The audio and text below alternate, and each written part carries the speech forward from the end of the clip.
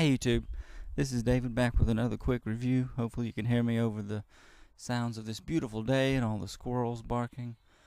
I watched World War Z last night. Finally, it's been out for a good while. I think it came out maybe last year. I'm actually not sure. I didn't check, and I'm not looking at IMDb. All I'll say is I liked it, and just share a little bit of what I remember from watching it last night on Netflix. And yeah, I did see it on Netflix, instant streaming, watch instantly, whichever way it's called. It's very rare that something I'm really interested in seeing actually shows up on the watch instantly list, so I knew I had to watch it before it disappeared. Then you had to get it on disc. I recall very distinctly how the Honest Trailer guy on Screen Junkies said, "This zombie movie has everything you've seen in other zombie movies except for one thing. This one has Brad Pitt." And really, that's one of the first things I want to say that it really stuck out in my mind as I've watched the movie. There were so many elements that you might see in other films. Even the ending. Spoiler alert. The ending of they don't the zombies don't attack sick people or dying people, which was really neat and especially well done in the way they did this movie, because everything was well done with the cinematography. And I'll excuse the shaky cam for this movie because of the running, crowding zombies. Then again, I never did watch, and I don't know if I ever will. It's just not a priority right now. Watch 28 Days Later. But the idea that these zombies can run and jump and they snarl and stuff, it's almost like they're not really zombies. It's this storyline that's being repeated, or this idea that's being repeated over and over now, of the infected person, not so much the slow walking brains zombies, but just the undead and just the running. And they were all CGI, most of them, except for that hospital scene.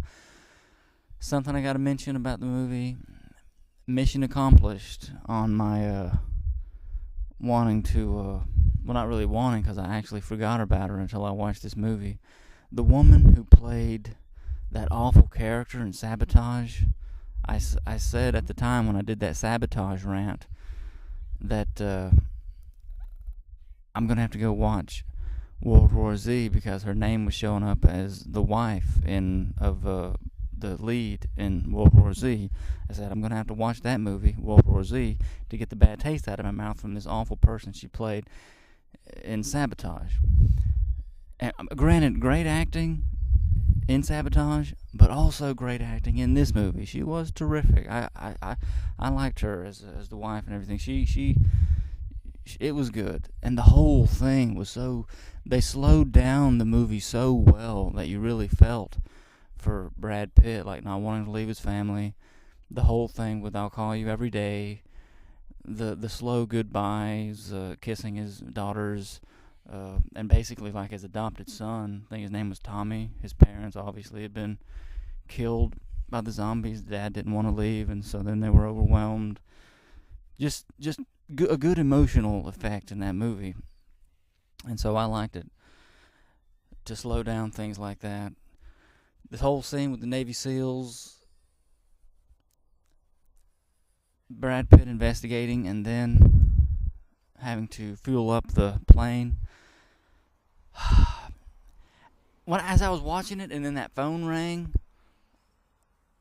that alerted the zombies and like stirred them out of their dormancy, their dormant mode, whatever, I was thinking, oh great, this is going to be a gripe, a rant in my review, that he did not turn off his phone and his wife called, and so that triggered what would be the death of several of these Navy SEALs, trying to fight him off and trying to help him leave and stuff. I'm like, oh great.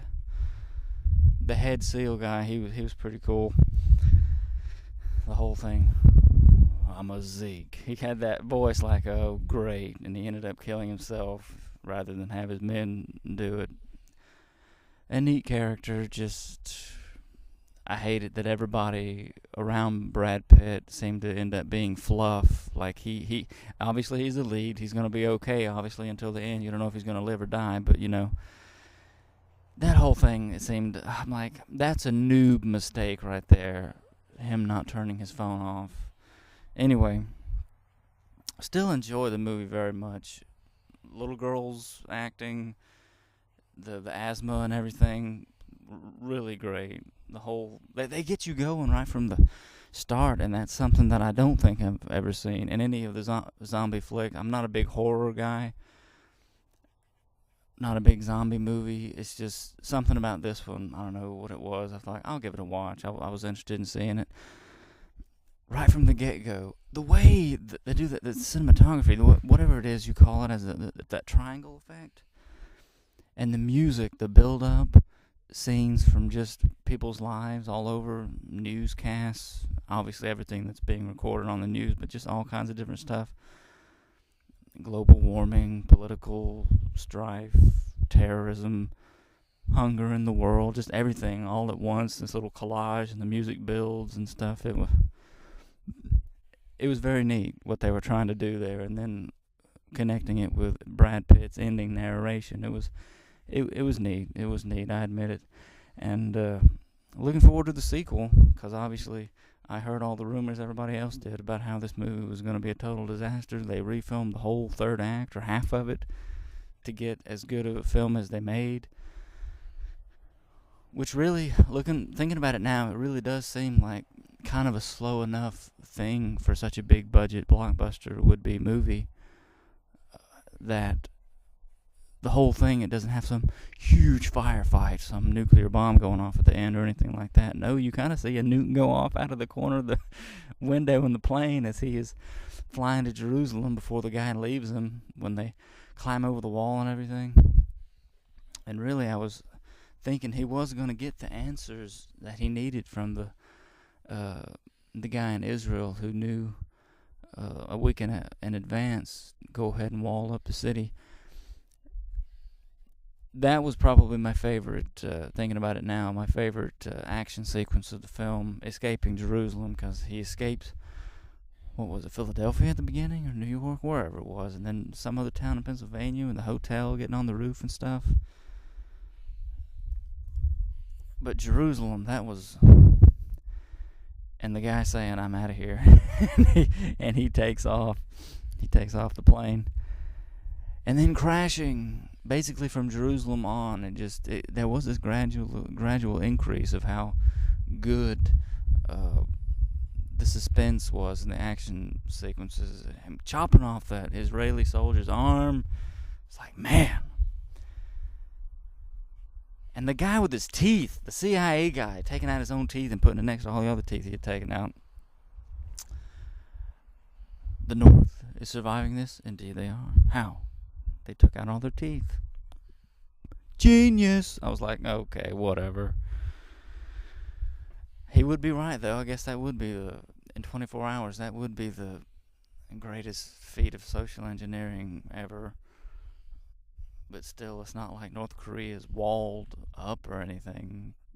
Infected people would still be able to invade, and they would just have to kill people as they cross the line. Anyway, there was a lot of that in this movie. A lot of shooting people who were getting too close to you. As far as the scares, I did jump a couple times. The thing on the plane, you kind of know ahead of time with the dog barking what's about to happen. But I actually saw that scene in a clip online, so I was kind of prepared for that one. A few more jump scares, but overall, again, I'm not big into horror, but I actually did watch The Crazies. I think that was rated R. I know it's supposed to be a remake back in 2008. I didn't watch it till like 2010 or so, but that movie had me going and had me scared a lot of the time. This movie really didn't. This was more of a trying to send a message, a life lesson, a moral of the story type story put to film than that was. And it just wasn't that it wasn't. It's a zombie movie, and yet it's not really horror. And I know that sounds weird or contradictory. And I even watched the uncut version. That's the one that's on Netflix at the moment. But still, I just didn't get that horror vibe. I mean, and it's just because it's so fast paced. I think is the reason for that.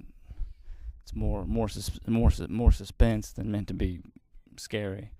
At least that's just my opinion. That's just from what I saw when I watched it last night. Trying to think if there's anything else I want to mention. The ending seemed to be very satisfying to me for the way it is. Just one part of a story that's going to be ongoing, obviously, with the sequel in the works and so forth. But him injecting himself, and you don't know what he's injected himself with. The guy saying, well, if he injected himself with anything from that left case, he's dead anyway. And that was a good bit of suspense at the end of this, and it made it good. Like, we got to figure out how in the world to beat this thing.